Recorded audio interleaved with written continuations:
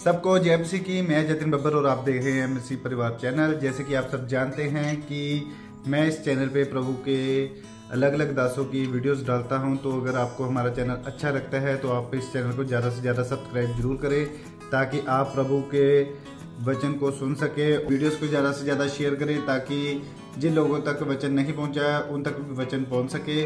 सबको जय मसीह की। एक बार मैं आपसे दोबारा कहूँगा कि इस चैनल को सब्सक्राइब जरूर करें और वीडियोस को ज़्यादा से ज़्यादा शेयर करें। जय मसीह की। 7 उपवास प्रार्थना में आपके क्या फायदे हैं? हालेलुया। मैं आपको 7 पॉइंट बताऊंगा जो ज्यादातर उपवास प्रार्थना का फायदा जो आपके शारीरिक विरोध के लिए है, उसके लिए फास्टिंग के 7 फायदे बताऊंगा। जो आप शरीर पर जो जीत हासिल करते हैं उसके लिए बात करेंगे। आपका सबसे बड़ा दुश्मन कोई इंसान नहीं है, आपका पड़ोसी नहीं है, आपका फैमिली मेंबर नहीं है, आपका चाचा नहीं, आपका ताया नहीं, आपका पड़ोसी नहीं, आपका बिजनेस में साथ वाला पार्टनर जा पड़ोसी बिजनेस वाला नहीं, ना शैतान है, ना ही कोई मनुष्य है, ना ही कोई मसीह विरोधी है। क्योंकि मसीह विरोधी केवल शरीर के ऊपर अटैक कर सकते हैं, आत्मा को कभी नहीं मार सकते। लेकिन जो शरीर को घात कर सकते हैं उनसे मत डरो। जो आत्मा और शरीर दोनों को नरक में फेंक सकता है, नाश कर सकता है, उससे डरो। तो वो आपको आत्मा में कभी नहीं हरा सकते, आपकी आत्मिक आग को कभी नहीं बुझा सकते। तो आपका सबसे बड़ा विरोधी शरीर है। उपवास प्रार्थना आपको शरीर के ऊपर जयवंत करती है।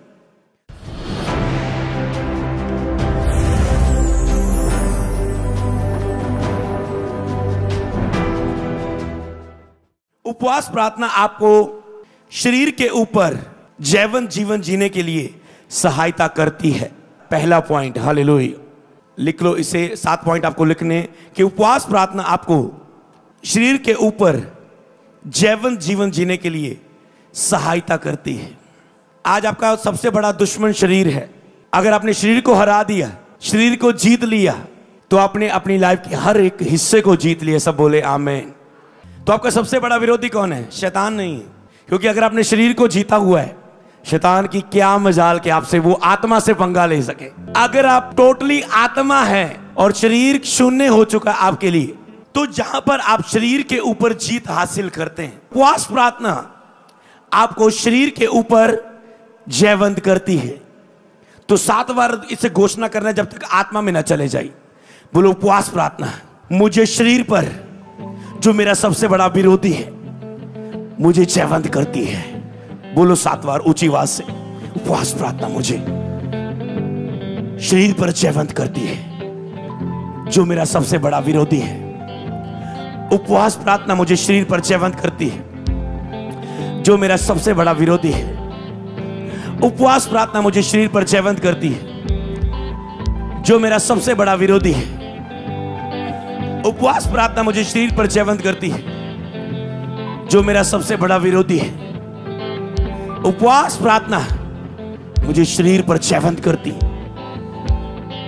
जो मेरा सबसे बड़ा विरोधी है। बोले आमीन। तो दूसरा पॉइंट, उपवास प्रार्थना शारीरिक जीवन जीने का विरोध करती है। उपवास प्रार्थना शारीरिक जीवन जीने का विरोध करती है और पवित्र आत्मा के द्वारा जीवन जीने में सहायता करती है। उपवास प्रार्थना शारीरिक जीवन जीने का विरोध करती है और पवित्र आत्मा के द्वारा जीवन जीने में सहायता करती है। अगर इसे समझे अभी हम, तो उपवास प्रार्थना शारीरिक जीवन जीने का विरोध करती है, लेकिन शरीर आत्मा के विरोध में है। तो आप शारीरिक जीवन जीने का विरोध नहीं कर पाते। मुझे गंदा नहीं देखना, मुझे ज्यादा फालतू नहीं बोलना, मुझे इधर उधर के विचार को अपने अंदर नहीं आने देना, मुझे नकारात्मक नहीं सोचना। आप इसका विरोध नहीं कर पाते बिना फास्टिंग प्रेयर के। मुझे गंदे विचार नहीं लेने, मुझे गालियां नहीं निकालनी, मुझे नशा नहीं करना, मुझे पाप नहीं करना, व्यभिचार नहीं करना, मुझे किसी से फालतू की बातें नहीं करनी, मुझे गंदा मजाक नहीं करना, मुझे ज्यादा सोना नहीं है, मुझे उठ के जल्दी प्रार्थना करनी है, मुझे प्रार्थना में शरीर को बिठाना है। आप बहुत कुछ चाहते हैं शरीर का विरोध करना, पर आप नहीं कर पाते। बहुत से आपके शारीरिक विरोध है जिसका आप विरोध करना चाहते हैं। आपकी कोई बुरी आदत है, आप पेंसिल खा रहे हैं, कागज खा रहे हैं, मिट्टी खा रहे हैं, सीमेंट खा रहे हैं, राख खा रहे हैं, आप उस बुरी आदत का विरोध करना चाहते हैं, नहीं कर पाते। उपवास प्रार्थना शारीरिक जीवन जीने का विरोध करती है। जब आप उपवास प्रार्थना में होते, शारीरिक जीवन जीने का वो विरोध करती है। शरीर की अभिलाषा के अनुसार जीवन जीना, शारीरिक जीवन जीना, आप शरीर में पाप का जीवन जीना, तो उपवास प्रार्थना उसका विरोध करती। बस आप फास्टिंग में आ गए, खुद ब खुद आपकी आत्मा विरोध करने लगे शारीरिक बातों का, जिसका आप नहीं विरोध कर पा रहे, उसका उपवास प्रार्थना विरोध करती है और पवित्र आत्मा के द्वारा जीवन जीने में सहायता करती है।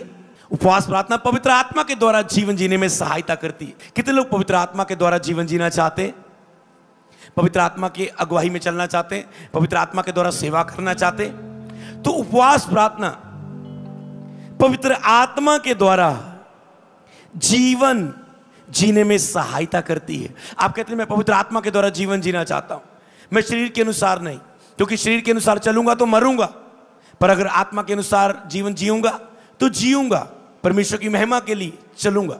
तो उपवास प्रार्थना पवित्र आत्मा के द्वारा जीवन जीने में आपकी सहायता करती है। शरीर आत्मा के विरोध में, आत्मा शरीर के विरोध में, तो उपवास प्रार्थना पवित्र आत्मा के द्वारा जीवन जीने में आपकी सहायता करती है। कैसे सहायता करती है? क्योंकि जब उपवास प्रार्थना में आप शरीर का विरोध करते हैं तो पवित्र आत्मा तो तैयार है इस शरीर की अगुवाई करने के लिए, हालेलुया, वो तो पहले से तैयार है। पर जब आपको शरीर के नियंत्रण में देखता है पवित्र आत्मा, तो वो आपकी अगुवाई नहीं कर सकता। जब शरीर के आगे घुटने टेके हुए देखता है तो वो आपको यूज नहीं कर पाता। जब शरीर के आगे रोज झुकते हुए, शरीर के आगे मूर्ति पूजा करते हुए आपको देखता है तो पवित्र आत्मा आपकी अगुवाई नहीं कर पाता। जब आप अपने अंगों को मार डालते हैं और पवित्र आत्मा को सौंप देते हैं तो पवित्र आत्मा आपको उपयोग कर पाता है। सब बोले आमीन। फिर इन्हीं हाथों को तेल से अभिषेक करने के लिए वो यूज करता है। इन्हीं आंखों को, लोगों को, बीमारों को तरस भरी निगाह से देख के चंगा करने के लिए उपयोग करता है। फिर इसी मुंह को दुष्ट आत्मा निकालने के लिए, बीमारों को चंगा करने के लिए, लोगों को आग से बपतिस्मा देने के लिए, वरदान देने के लिए, ब्लेस करने के लिए उपयोग करता है। इन्हीं पैरों को देशों विदेशों में जाके सुसमाचार प्रचार करने के लिए उपयोग करता है। तो पवित्र आत्मा आपके अंगों को उपयोग करता है जब आप परमेश्वर को दे देते हैं। बोले आमीन। 7 डे फास्टिंग प्रेयर के शरीर के विरुद्ध 7 फायदे हम बात कर रहे हैं, केवल शरीर के विरुद्ध। तीसरा पॉइंट, उपवास प्रार्थना। उपवास प्रार्थना आपको शरीर की बातों पर मन लगाने से रोकती है और आत्मिक बातों पर मन लगाने के लिए सहायता करती है। तो उपवास प्रार्थना आपको शरीर की बातों पर मन लगाने से रोकती है। जब आपका शरीर की बातों पर मन लगता रहता है, रोज जब आप फास्टिंग में नहीं होते, रोज आपको मन लगता है पेट भर के खाऊं, रज के सोऊं, शरीर की अभिलाषा को पूरा करूं, पाप व्यभिचार की अभिलाषा को पूरा करूं, फोन देखने की अभिलाषा को पूरा करूं, टाइम वेस्ट की अभिलाषा को पूरा करूं, जीव जैसे ही संतुष्ट होती है उसे संतुष्ट करूं, पेट को खाने में संतुष्ट करूं। आप शरीर में अपने आप को संतुष्ट करने में लगे रहते हैं। पर जैसे उपवास प्रार्थना में आप होते हैं तो शरीर की बातों पर मन नहीं लगता आपका, खुद ब खुद ऐसा ग्रेस मिलती है। जब फास्टिंग प्रेयर में होते हैं तो आपका शरीर की बातों पर मन नहीं लगता, आपको चिढ़ आती है, आपको गुस्सा आता है, आपको एक ग्रेस फील होती है कि आपका शरीर की बातों पर मन नहीं लग रहा है, आपका मन नहीं करता शारीरिक रिलेशनशिप में जाने को, आपका मन नहीं लगता शरीर के द्वारा अपने आप को संतुष्ट करने के लिए, आपका मन नहीं करता कि आप खाते रहें, पीते रहें, और सारी शरीर की अभिलाषाएं, जो आपकी लालसाएं, अभिलाषाएं, कमजोरियां हर एक की डिफरेंट है, तो आपका मन नहीं लगता। तो आपको रोकती है फास्टिंग प्रेयर शरीर की बातों पर मन लगाने से, क्योंकि अगर मन लग गया तो आप रोक नहीं पाओगे। अगर आपका मन कर रहा है आप रोक नहीं पाएंगे। तो फास्टिंग प्रेयर मन लगने को ही रोक देती है। सब बोले आमीन। एक तो कि मन कर रहा है पर आप कर नहीं रहे, जो पहला पार्ट था कि आपका मन कर रहा है, जैसे था कि उपवास प्रार्थना आपके शारीरिक जीवन जीने का विरोध करती है, तो यहां पर मन लग रहा है, वहां पर विरोध करती है, रोक रही है उसे। मन लग रहा है पर उससे उपवास प्रार्थना रोक रही है। समझ पा रहे? तो ये पॉइंट डिफरेंट है। ये मन लगने से ही रोक देती है, आपका मन ही नहीं करेगा जब आप फास्टिंग प्रेयर में होंगे। कई लोग कहते हैं मैं जीत पाना चाहता हूं, पर फास्टिंग नहीं रखते, तो आप फालतू में टाइम वेस्ट कर रहे हैं, लड़ रहे हैं, संघर्ष कर रहे हैं, क्योंकि अपनी ताकत से आप शरीर का विरोध नहीं कर सकते। आप केवल पवित्र आत्मा के द्वारा, जो उपवास प्रार्थना में आपकी अगुवाई करता है, शरीर का विरोध कर सकते हैं। तो शरीर की बातों पर मन लगने से आपको रोकती है और आत्मिक बातों पर मन लगाने के लिए आपकी सहायता करती है। आप फास्टिंग प्रेयर में, तो वो फास्टिंग प्रेयर आत्मिक बातों पर मन लगने में आपकी सहायता करती है। कैसे? आप फास्टिंग में हो, फास्टिंग आपको कहती है चल तू बोने की बेदी बनानी शुरू कर, आपकी अगुवाई करती है। ऐसे लोगों को अगुवाई करने के लिए, अगर आप प्रीचर हैं, आपकी मदद करती है। आत्मिक बातों पर मन लगाने के लिए, लोगों का, आपका मन लगाने के लिए, लोगों का मन लगाने के लिए। तो इसीलिए आत्मिक बातों पर मन लगाने के लिए वो उपवास प्रार्थना आपकी सहायता करती है। आत्मिक बातें कौन सी? सुसमाचार सुनाना, चर्च आना। आप फास्टिंग में आपका चर्च आने को मन करेगा, मैं चर्च जाऊं, मैं अपनी आत्मा को और संतुष्ट करूं और परिपूर्ण करूं और इसे नवीनीकरण में लेके जाऊं, मैं वचन पढ़ूं, मैं वचन सुनूं। तो आत्मिक बातों पर मन लगाने के लिए आपकी सहायता करती है उपवास प्रार्थना। आत्मिक बातों पर, आत्मिक बातों पर कि मुझे मसा में बढ़ना है, मुझे सामर्थ्य में बढ़ना है, मन लगता है आपका, मुझे सेवकाई में बढ़ना है, मुझे पवित्रताई में बढ़ना है, मुझे रूहों को बचाने में बढ़ना है, मुझे फास्टिंग में बढ़ना है, मुझे वचन में बढ़ना है, मुझे बीज को बढ़ाना है। आत्मिक बातों पर मुझे प्रभु को देखना है, मुझे प्रभु को प्रसन्न करना है, मुझे प्रभु को आज्ञाकारिता का जीवन जीना है, मुझे प्रभु को खुश करने वाला जीवन जीना है। ये आत्मिक बातें हैं।